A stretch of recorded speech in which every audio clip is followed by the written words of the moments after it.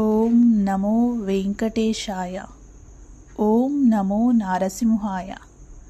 భారతదేశంలో విశ్వసనీయతకు ప్రతీకలు అయిన రెండు గొప్ప క్షేత్రాలు, ఒకటి ఆంధ్రప్రదేశ్లో తిరుమల తిరుపతి వెంకటేశ్వర స్వామి వారి ఆలయం, మరొకటి తెలంగాణలో యాదాద్రి లక్ష్మీ నరసింహస్వామి వారి దేవస్థానం. ఈ రెండు క్షేత్రాలు భక్తుల హృదయాల్లో ప్రత్యేక స్థానంలో నిలిచాయి. ఈరోజు మనం ఈ రెండు ఆలయాల చరిత్ర, అభివృద్ధి, ప్రాముఖ్యతను తెలుసుకుందాం. అలాగే ఎందుకు యాదాద్రిని తెలంగాణ తిరుమల అని పిలుస్తారో కూడా తెలుసుకుందాం. తిరుమల శ్రీ వెంకటేశ్వర స్వామివారి ఆలయం దాదాపు 1200 ఏళ్ల చరిత్ర కలిగిన క్షేత్రం.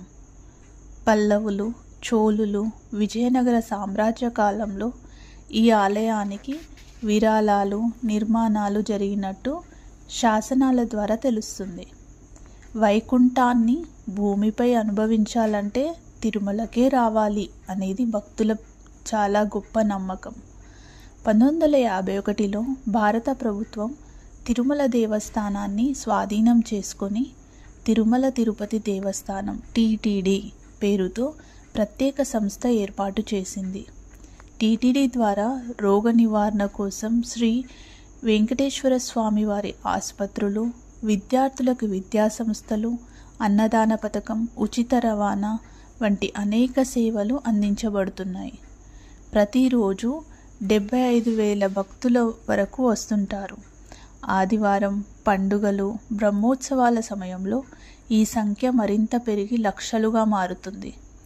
తిరుపతి నగరం భక్తులే కాదు, ఉద్యోగాలు, ఆర్థిక వ్యవస్థ దృష్టిలోనూ ఎదిగిన మహా తీర్థక్షేత్రంగా మారింది. ఇంకా ఇప్పుడు మనం తెలంగాణలోకి అడుగు పెడుతున్నాం. తెలంగాణ ప్రజల గర్వం యాదాద్రి శ్రీ లక్ష్మీ నరసింహస్వామి ఆలయం. ఇది పూర్వం నల్గొండ జిల్లా యాదగిరిగుట్టలో ఉండేది. ఇప్పుడు తెలంగాణ ఆవిర్భవించిన తర్వాత అది యాదాద్రి జిల్లాగా మారింది. ఈ యాదాద్రి జిల్లాలో పూర్వకాలంలో మహర్షి యాదుడు స్వామివారి తపస్సు చేసి స్వయంగా నరసింహస్వామిని దర్శించుకున్న స్థలం ఇది. ఇందుకే దీనిని యాదగిరిగుట్టగా పిలిచేవారు. ఇప్పుడు ఇది కాలక్రమంగా యాదాద్రిగా రూపాంతరం చెందింది. ఇది విష్ణుమూర్తి యొక్క ఉగ్ర రూపమైన నరసింహస్వామికి అంకితమైన దేవాలయం. ఇక్కడ స్వామివారు పంచముఖ రూపంలో 3 ఆర్చామూర్తులతో దర్శనమిస్తారు. ఉగ్రం, శాంతం, కరుణ. తెలంగాణ ఏర్పాటైన తర్వాత మాజీ ముఖ్యమంత్రి కేసీఆర్ గారు యాదాద్రిని మహాకావ్యంలా తీర్చిదిద్దే పని ప్రారంభించారు. తిరుమల స్థాయిలోనే నూతన శిల్పకళతో శాస్త్రబద్ధంగా ఆగమ నియామకాల ప్రకారం ఆలయాన్ని పునర్నిర్మించారు. ఈ ప్రాజెక్టుకు దాదాపు 1800 కోట్ల రూపాయల వ్యయం కాగా, నిర్మాణం పూర్తయ్యే వరకు కేసీఆర్ గారు ప్రత్యేకంగా పర్యవేక్షించి తీరు అందరికీ ఉదాహరణగా నిలిచిపోతుంది. ఆయన స్వయంగా కొన్ని రోజుల పాటు యాదాద్రిలో ఉండి పని చూసుకుంటూ పర్యవేక్షించారు. తన సొంత ఖర్చుతో స్వర్ణ క్రీడలు సమర్పించి స్వామివారికి పట్టాభిషేకం చేశారు. ఇందులో భాగంగా యాదాద్రి అభివృద్ధిలో 250 ఎకరాల్లో దేవాలయ విస్తరణ, భక్తుల వసతి కేంద్రాలు, పుష్కరిణి, కళ్యాణ మండపాలు, ప్రసాద తయారీ కేంద్రం, బస్ స్టేషన్స్, రోప్వే, పార్కింగ్, పాఠశాలలు, యాదగిరి మేళం, కళా కేంద్రాలు. ఇది కేవలం ఆలయం కాదు, తెలంగాణ సంస్కృతి గర్వానికి ప్రతీక. ఇవే రెండు ఆలయాలు ఒక్కటే పరమాత్ముడి 2 అవతారాలు. ఒకటి వెంకటేశ్వరుడు అయితే మరొకరు నరసింహుడు. తిరుపతి అభివృద్ధి ఎలా జరిగిందో ఇప్పుడు యాదాద్రి కూడా అదే స్థాయికి చేరుకుంటుంది. తిరుపతిలో లడ్డూ ప్రసాదం ప్రసిద్ధి కాగా, యాదాద్రిలో లడ్డూ ప్రసాదం, జగరేడు ప్రత్యేకత. తిరుపతి శిల్పకళకు నాంది కాగా, యాదాద్రిలో కంచి శిల్పకళ అందాన్ని ప్రసరిస్తోంది.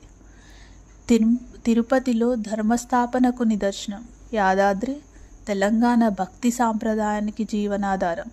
ఇవి రెండు భక్తుల విశ్వాసానికి నిలయాలు. రెండిటికి సమాన ప్రాధాన్యం ఉంది. ఇప్పుడు మనం కూడా రెండిటికి సమాన ప్రాధాన్యం ఇవ్వాల్సి ఉంది.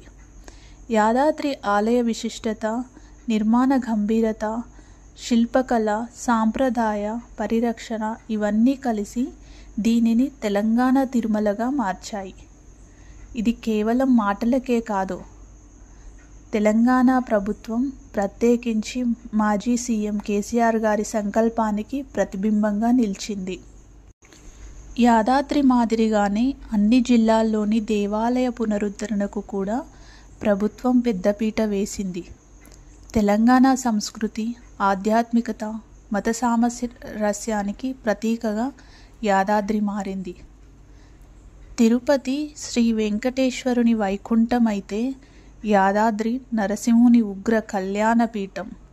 రెండు మన భక్తి మార్గానికి, సంస్కృతికి, సమాజ ఆధ్యాత్మికతకు ప్రతిరూపాలు.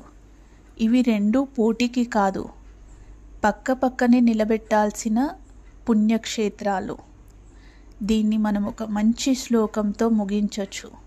శ్రీనివాస నమస్తుభ్యం నారసింహ నమోస్తుతే, భక్తరక్షక స్వాములారా మనదైన మార్గం మీరు మార్గదర్శకులే. ఓం జై Shri Venkateshwara Swami. Thank you everyone.